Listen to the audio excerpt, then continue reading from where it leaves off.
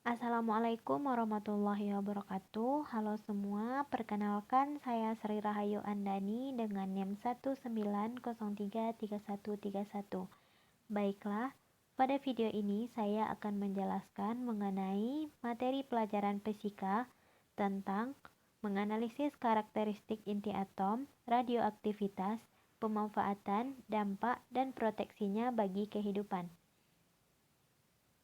Yang pertama, yaitu karakteristik inti atom. Atom adalah penyusun terkecil dari segala benda atau objek baik diri kita maupun benda di luar diri kita.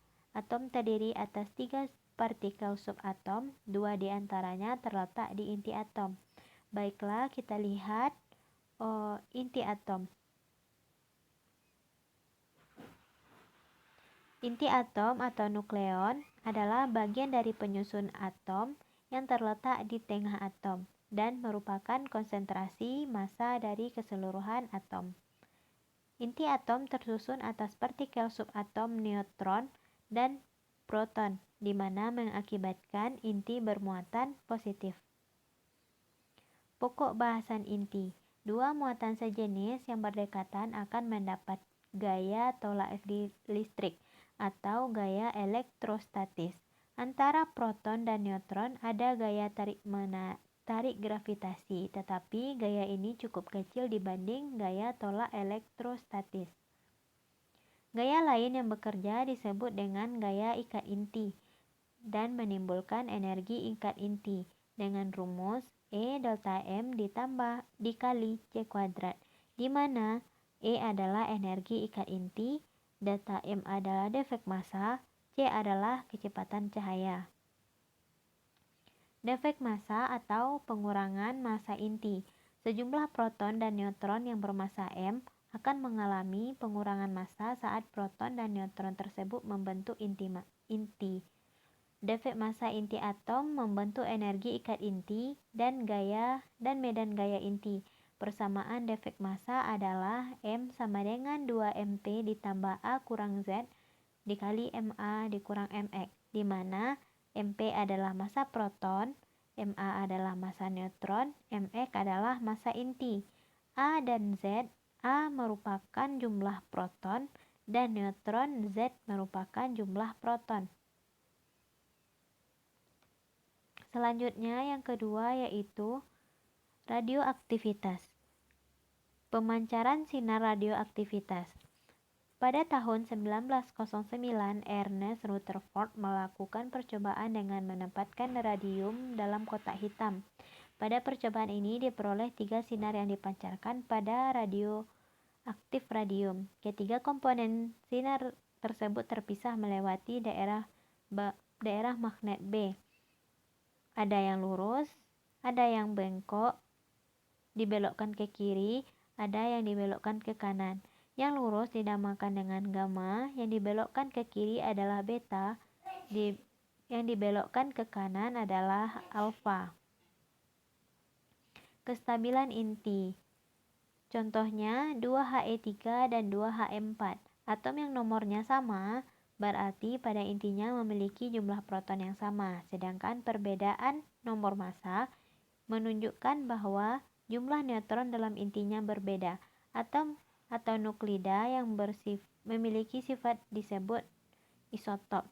Inti dengan nomor 20 ke bawah atau Z dikurang Z kecil dari 20 akan stabil jika jumlah protonnya sama dengan jumlah neutronnya atau N sama dengan Z. Peluruhan inti. Inti-inti yang tidak stabil akan memancarkan zat radioaktivitas. Zat-zat radioaktif tersebar di antara sinyal alfa. Pemancaran ini akan mengakibatkan bahan yang meluruh akan mengalami pengurangan partikel-partikel. Peristiwa pemancaran sinar radioaktif disebut dengan peluruhan dengan rumus N sama dengan N0 1/2 T per T besar.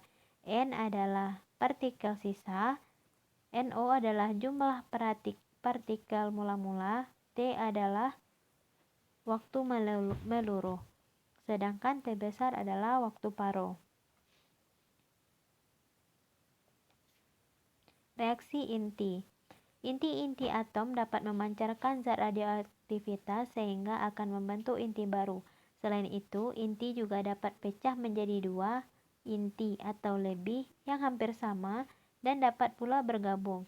Peristiwa-peristiwa perubahan inti menjadi inti baru ini dinamakan reaksi inti.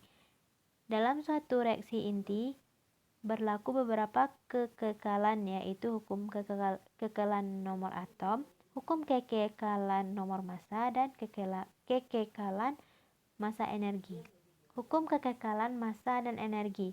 Suatu reaksi inti tidak ada yang memenuhi kekekalan massa, begitu pula kekekalan energi, yang artinya pada reaksi inti itu selalu terjadi perubahan massa.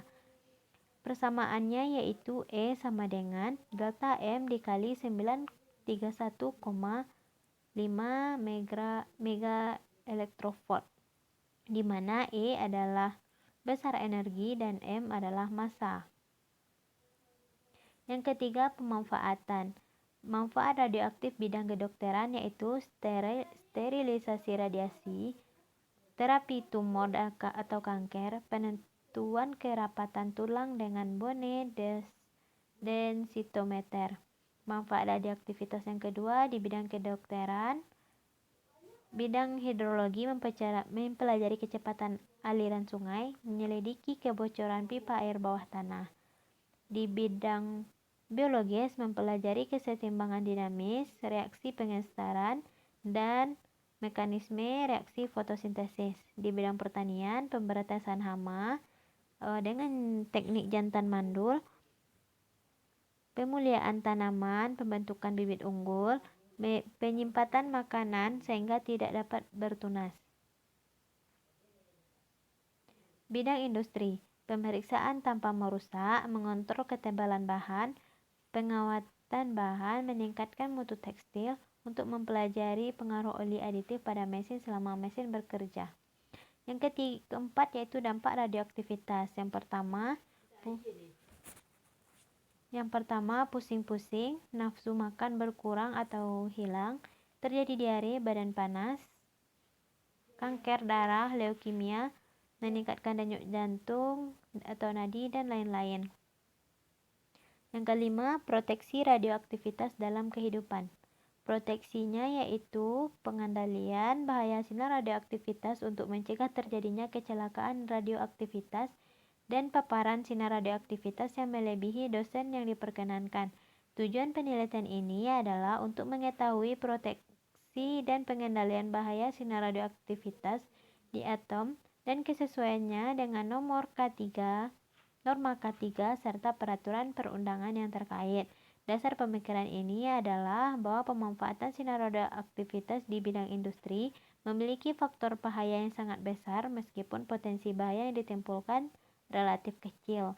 Oleh karena itu, perlu adanya proteksi dan pengendalian bahan radioaktivitas. Baiklah, sekian penjelasan saya mengenai radioaktivitas. Jika ada kesalahan, saya mohon maaf dan saya sudahi dengan wabillahi taufiq wal hidayah. Assalamualaikum warahmatullahi wabarakatuh.